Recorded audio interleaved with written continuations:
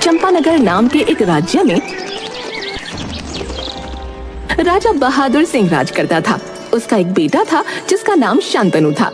राजा बहादुर सिंह अपने बेटे से बहुत प्यार करता था, लेकिन उसका यही प्यार उसके बेटे के लिए एक दुश्मन बन गया था, क्योंकि वो अपने लाड़ प्यार से राजकुमार को बिगाड़ रहा था।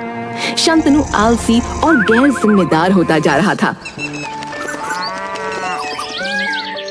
बहुत हो गया, अब उठ जाइए वरना मुझे दूसरा तरीका अपनाना पड़ेगा। अरे क्या हुआ महारानी, क्यों इतना चिल्ला रही हो? सूरज सिर पर आ गया है और ये आपके राजकुमार अभी तक पड़े सो रहे हैं। ओहो महारानी, क्यों उसे परेशान कर रही हैं आप? बेचारा सो रहा है तो सोने दीजिए। आपने ही बिगाड़ा है राजकुमार को, ये गलत है। ऐसे ही चलता रहा तो कल को बहुत परेशानी हो जाएगी। अरे आप तो ऐसे बोल रही हैं जैसे मैं अपने बेटे का दुश्मन हूँ। अगर ऐसे ही चलता रहा तो फिर मुझे ही कुछ करना पड़ेगा। राजा हमेशा राजकुमार की तरफदारी करता था और कभी भी उसे कोई काम करने को नहीं कहता था। महाराज, राजकुमार शांतनु ने आज फिर अभ्यास में हिस्सा नहीं लिया। ओह, राजा राम, शांतनु अभी बच्चा है, उसे अभ्यास की क्या जरूरत है? उसके पास पूरा जीवन है सीखने के लिए।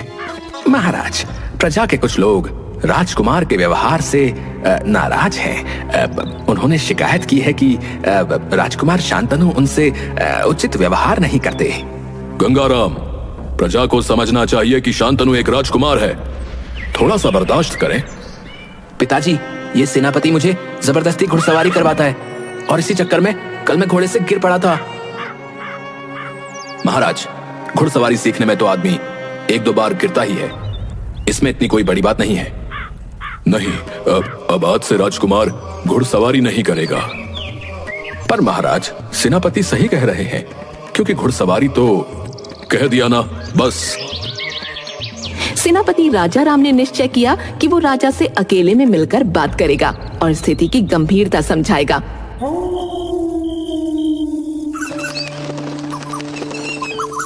महाराज, राजकुमार शांतनु का आलसी स्वभाव राज्य के भविष्य के लिए बहुत खतरनाक हो सकता है। उसे अनुशासन और जिम्मेदारी सिखाना बहुत जरूरी है। राजा राम, शांतनु को सीखने का समय मिलेगा, उसे अभी कड़ी मेहनत की जरूरत नहीं है। महाराज, राजकुमार का बचपन से ही अनुशासन और जिम्मेदारी सीखना जरूरी है, ताकि वो भविष्य में एक अच्छे शासक बन सकें। राजा राम, तुम चिंता मत करो, शांतनु एक दिन सब कुछ सीख जाएगा, तुम बस उसे परेशान मत करो। महाराज, अगर आज हमने उसे नहीं सिखाया तो बस, अब और कुछ नहीं। मैंने कह दिया कि शांतनु को अभी कुछ सीखने की जरूरत नहीं है। सेनापति सोच में पड़ गया कि वो राजा को कैसे समझाए। कुछ दिनों बाद अचानक राजा बहादुर सिंह के स्वास्थ्य में गिरावट आई और वो बिस्तर पर पड़ गए। ये तो एक बहुत ही दुर्लभ बीमारी के लक्षण है, जिससे शरीर कई हफ्तों के लिए लकवाग्रस्त हो जाता है। हे भगवान, ये कैसे हो गया? सेनापति, अब आप पता लगाइए कि ये किसने किया। ठीक है महारानी, मैं पता लगाता हूँ। महाराज, आप चिंता मत करिएगा, हम सब यहाँ आपके साथ हैं। राजा राम, मुझे तुम पर पूरा भरोसा है। शांतनु, अब तुम्हें राज्य की जिम्मेदारी संभालनी होगी। राज्य का भविष्य तुम्हारे हाथों में है, क्योंकि तुम ही मेरे उत्तराधिकारी हो। राजा की हालत दिन ब दिन बिगड़ती जा रही थी। पूरे राज्य में राजा की बीमारी की खबर फैल गई और उनकी स्थिति में सुधार न होने के कारण राज्य के सलाहकारों ने फैसला किया कि अब राजकुमार शांतनु को राजगद्दी पर बिठाया जाए। राजकुमार शांतनु को राजा घोषित कर दिया गया। महाराज शांतनु, आज हमें कई महत्वपूर्ण निर्णय लेने हैं। ठीक है, शुरू करो। राजा शांतनु ने सिंहासन पर बैठते ही आलसीपन दिखाना शुरू कर दिया। वो अपने कर्तव्यों में रुचि नहीं ले रहा था और अक्सर महत्वपूर्ण बैठकों में सो जाता था। एक दिन दरबार में जब राज्य के महत्वपूर्ण मामलों पर चर्चा हो रही थी, शांतनु फिर से सो गया। ये क्या हो रहा है? नए महाराज इस तरह से राज्य कैसे चलाएंगे? हमें कुछ करना होगा, नहीं तो राज्य का भविष्य अंधकार में चला जाएगा। महाराज, कृपया उठिए, महत्वपूर्ण मुद्दों पर चर्चा हो रही है। तुम लोग मुझे परेशान क्यों कर रहे हो? मुझे सोने दो। शांतनु सिंहासन छोड़कर अपने कमरे की ओर चला गया। उसके रवैये से सभी दरबारी और सलाहकार चिंतित हो गए। इसी तरह एक दिन कई लोग अपनी समस्याओं को लेकर दरबार में पहुंचे। महाराज, हमारे गांव में बहुत सूखा पड़ रहा है, फसलें बर्बाद हो रही है और हमें पानी की बहुत कमी हो रही है महाराज। हाँ ठीक है। महाराज कृपया हमारी मदद करें, हमारे पास खाने को भी कुछ नहीं बचा है। हाँ, मुबारक हो। महाराज, हमारे इलाके में पानी का इतना संकट है कि हम पानी के लिए भी तरस रहे हैं महाराज। हाँ, सबको मिठाई बांट दो। महाराज, हम सूखे की बात कर रहे हैं और आप? राजा शांतनु की इस अजीब हरकत से सभी लोग नाराज हो गए। ये क्या मजाक है? हम यहाँ अपनी समस्याओं के समाधान के लिए आए हैं और महाराज नींद में हैं। लोग गुस्से में दरबार छोड़कर चले गए और मंत्रियों ने अपना सिर पकड़ लिया। एक दिन पड़ोसी देशों के कई राजा उनसे मिलने आए। उनका मकसद राजा बहादुर सिंह का हालचाल जानना और नए राजा शांतनु से मुलाकात करना था। महाराज बहादुर सिंह, हमने सुना है कि आपकी तबीयत खराब है। हम आपकी कुशलता जानने आए हैं। धन्यवाद टोडरमल। ये मेरे लिए सम्मान की बात है कि आप सब यहाँ आए हैं। शांतनु, हमारे मेहमानों से मिलो और उनकी बात सुनो। ठीक है, आप सब थोड़ा इंतजार करें, मैं अभी आता हूँ। राजा शांतनु सीधे अस्तबल की ओर गया।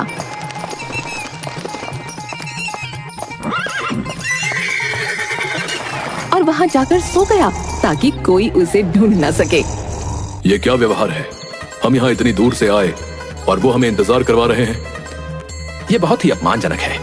हम यहाँ से जा रहे हैं। पड़ोसी राजा नाराज होकर वापस लौट गए। इस बीच राजकुमार शांतनु के नाना संत शंकराचार्य महल में उससे मिलने आए। संत शंकराचार्य न केवल एक महान संत थे, बल्कि वह राज्य के सभी लोगों के लिए आदर्श थे। उन्होंने राजकुमार शांतनु से मिलने के बाद भरे दरबार में एक बात कही। शांतनु, मुझे तुम्हारे पिता की स्थिति का पता चला और ये भी कि अब तुम राजा हो। पर ध्यान रखना, जैसा राजा होता है वैसी ही प्रजा होती है।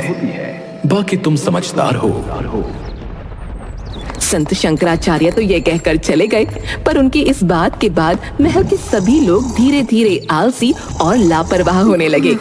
सेवक, दरबान, सैनिक, वैद्य और दरबारी सभी अपने अपने कार्यों में कोताही बरतने लगे। सेवक, मुझे दरबार के लिए पानी ला कर दो।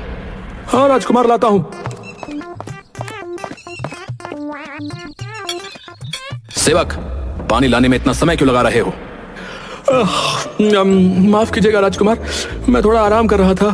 शांतनु की परेशानी बढ़ती जा रही थी। उसने रसोई में जाकर देखा कि वहाँ भी आलस छाया हुआ था। रसोइये, मेरा खाना अब तक क्यों तैयार नहीं हुआ? महाराज, थोड़ी देर और लगेगी। मैं अभी अभी उठकर काम पर लगा हूँ। ये कब तक चलेगा? अब मैं भूखा हूँ और ये बर्दाश्त नहीं कर सकता। शांतनु को दरबार में भी यही स्थिति मिली। सभी दरबारी आपस में बातें कर रहे थे और किसी काम में मन नहीं लगा रहे थे। कितना आराम है। क्या हो गया है सबको? कोई भी काम नहीं कर रहा? अरे आप भी सो जाइए महाराज। मैं घर जाऊं? हाँ जाओ, आराम करो, मुझे भी सोने दो। राजकुमार शांतनु ने महसूस किया कि संत शंकराचार्य की बात सही थी। राजा का आलसी और गैर जिम्मेदाराना रवैया पूरे राज्य में फैल गया था। कुछ दिन बाद एक खबरी महल में आया। महाराज, बहुत बुरी खबर है।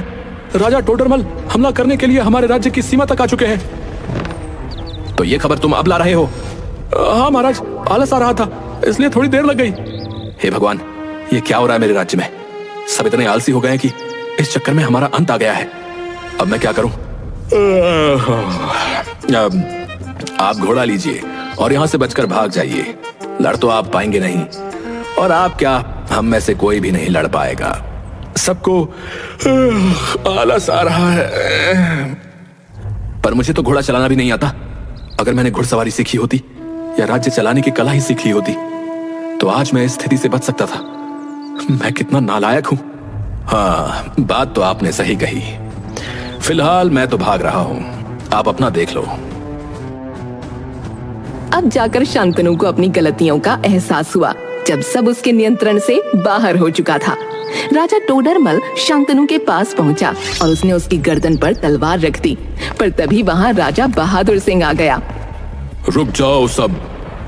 महाराज बहादुर सिंह, बेटे, मैंने तुम्हें बहुत लाड़ प्यार किया और तुम्हें आलसी बना दिया। ये मेरी गलती थी। पिताजी, मुझे माफ कर दो। अब मैं बहुत मेहनत करूंगा। पर यह आक्रमण। कोई बात नहीं बेटा, ये सब नकली है, तुम्हें आलस का सबक सिखाने के लिए। क्या नकली? मुझे सबक सिखाने के लिए? हाँ, अब तुम समझ गए ना कि राजा अगर आलसी हो तो क्या हो सकता है। इसलिए अब मैं तुम्हें सिखाऊंगा कि एक राजा कैसे बना जाता है। अब मैं आ गया हूं, मैं सब ठीक कर दूंगा। और महाराज टोडरमल, आपका बहुत बहुत धन्यवाद कि आपने राजकुमार को यह सबक सिखाने में अपना योगदान दिया। यह तो मेरा फर्ज था। आखिर हमें भी तो भविष्य में एक अच्छा पड़ोसी राजा चाहिए। इसके बाद सब लोग वापस लौट गए और राजा बहादुर सिंह शांतनु के साथ महल में आ गया। मैं माफी चाहूंगा महाराज, मैंने रानी के साथ मिलकर यह सब किया, पर मैं मजबूर था। राजकुमार को सबक सिखाना जरूरी था। कोई बात नहीं, मुझे शुरू में ही पता चल गया था कि रानी ने ही मुझे वो जड़ी बूटी ला कर दी थी ताकि मैं अपने किए का असर देख सकूं। हाँ महाराज, मुझे माफ कर दीजिए। मैं नाराज नहीं हूं जानकी। तुम्हारी इस चालाकी ने मुझे और हमारे बेटे को एक महत्वपूर्ण सबक सिखाया है, इसलिए मैं तुम्हारा धन्यवाद करता हूं। मैं आपका बहुत बहुत आभारी हूं माँ, और मुझे गर्व है कि आप मेरी माँ हो, क्योंकि जब मैं और पिताजी भटके तो आपने हमें संभाल लिया। एक औरत का यही तो काम होता है मेरे बच्चे, कि वो अपने घर पर कोई मुसीबत ना आने दे, फिर चाहे वो कोई आम महिला हो या कोई रानी। ये सुनकर राजा बहादुर सिंह बहुत खुश हुआ और उसने रानी और राजकुमार दोनों को गले से लगा लिया।